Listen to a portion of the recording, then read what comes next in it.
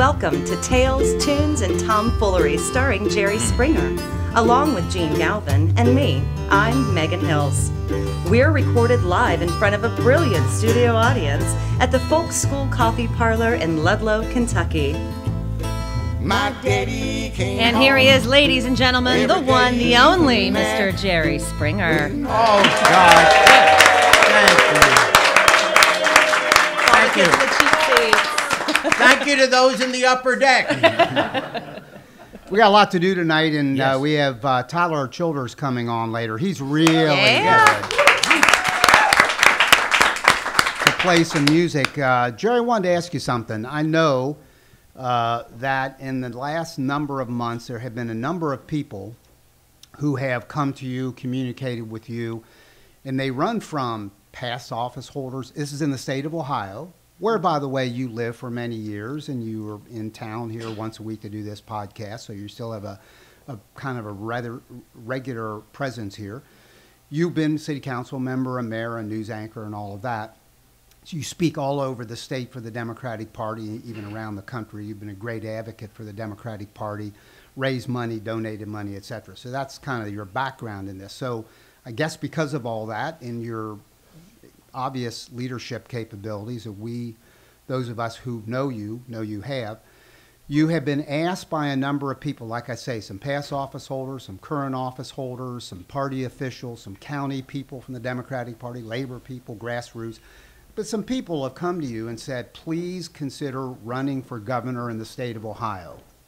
And I know that you have sort of systematically processed this because I've sort of from afar watched you do this. And I want to ask you, are you ready to talk about it? And if so, please do. No. All right, Thanks for being next here up. tonight. That was Tyler, come on down. John, you want to write down that quote? No. For the last 6-8 months, actually last spring is when it first started. And, you get a call out of nowhere, and then all of a sudden there are a bunch of calls and then emails, and then they want to have a meeting and stuff like that. And at first, of course, it's obviously very flattering and exciting. And I've been active in Ohio politics for 48 years. And in fact, on Thursday, it'll be 40 years to the day that I was sworn in as mayor of Cincinnati. So I just tell you that so that this is really... I'm gonna tell you, this is hard for Jerry because I'm fine. I'll be fine. It's a real passion for me. Political issues, my love of Ohio, what it's meant in my life, and so I take this stuff really, really seriously. So I thought about it a lot, and we did research, and we did, polling, focus groups, all that kind of stuff, and it became harder and harder because, to be blunt, it really looked like I could win. So it wasn't just, this will be exciting to run. It's like all of a sudden, for really the first time in my life, it was like the perfect storm. That it was an open seat in Ohio. It was a state that's been a major part of my life. And I love politics so much, and I love the issues so much, that this was, at my age now, the golden time to, oh my gosh, I could be governor of the state of Ohio. And that was and is an exciting concept. And I understood, but every once in a while you got to step outside yourself and say, even though this is something, wow, as you grow older and hopefully get a level of maturity, you're able to kind of step outside yourself and see you as the world sees you and what the world is like. And I knew that the initial attraction was the fact, particularly in this era of celebrity, is that one, I'm well known. Two, I have financial wherewithal. And three, I have a political identity in Ohio. So I could understand how professional politicians and political people that are interested in it, and they know my basically liberal politics, that, oh my gosh, here for once is someone who could win and we could have a really competitive race in the state of Ohio for a Democrat to be governor because Kasich can't run again. So I understood why they were coming to me.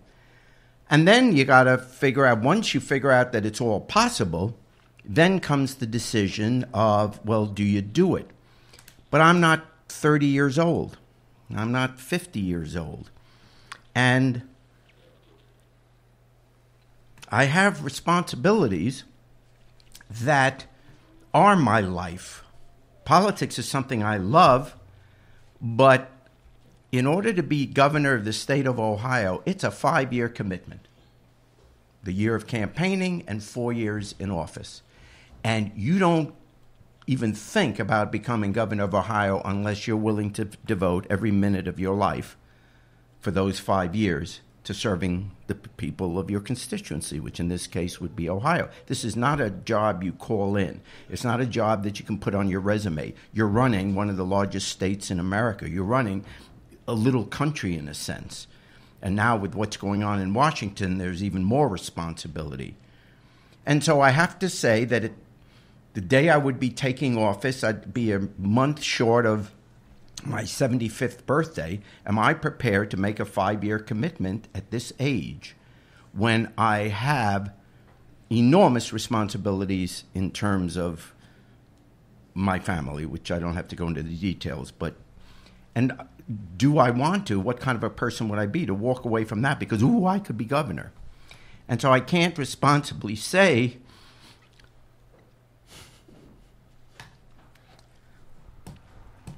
that I can do it. So I can't. And look, it's purely personal in terms of my feelings about this. Believe me, no one is going to spend a second saying, he can't run. So I realize it's just my personal passion for the office. But it's not something as a husband and a father and a grandfather that I can do at this point, to just walk away and say, I'll see you. You know where the mansion is, and, give me a call. And so there's that, which is the whole family got together over Thanksgiving, and, it became clear in my mind this is not anything that I would put the family through. Every single one of them says you got to do, they love me, so they say you got to do what you want to do. Well, no, I got to do what I know deep in their hearts they want and what would make their life better and stuff like that.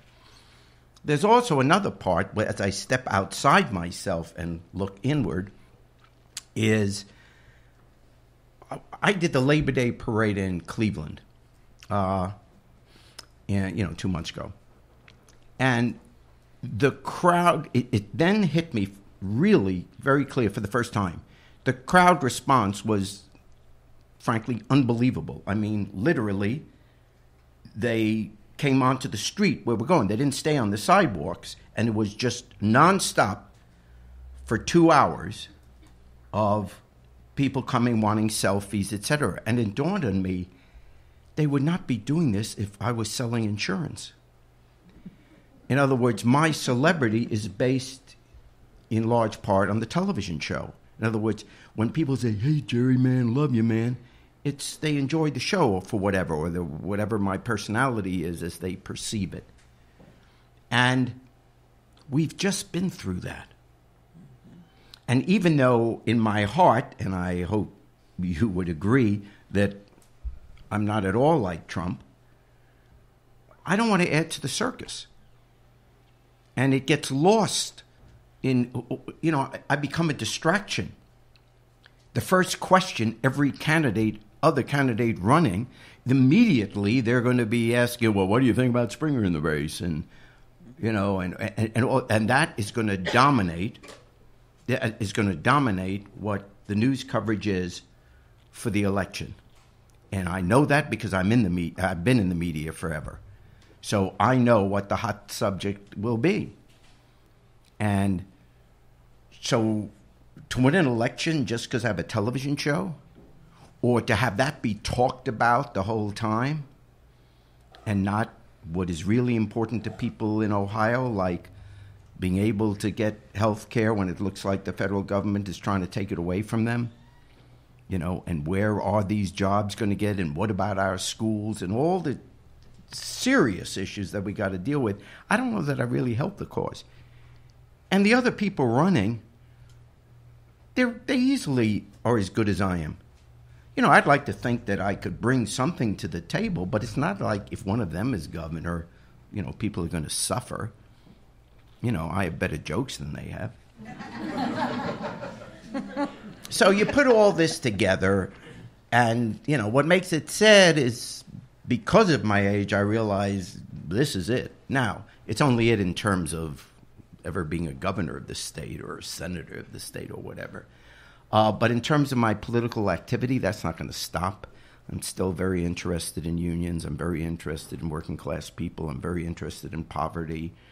And so those issues are not, I'm going to be just as active as I've always been. It just won't be as a candidate. So I was flattered by the initial interest. And certainly, as it looked like, as I said, we had a real possibility of winning. That's all I thought about going to sleep at. Well, second thing I thought about going to sleep at night. Mickey, hello. And She's a lucky lady. She was wondering why I'd wake up in the middle of the night. Holy Toledo! But this is why I can't be governor. This is exactly why you can't be governor. Oh, man, I wouldn't have to tweet. So anyway, and I've spoken long enough about it, but it's not something I can do now. And so I will wind up working for other candidates and working for the same causes and coming up. It's just for the same reason we do this podcast, to be honest, for 2.5 years now.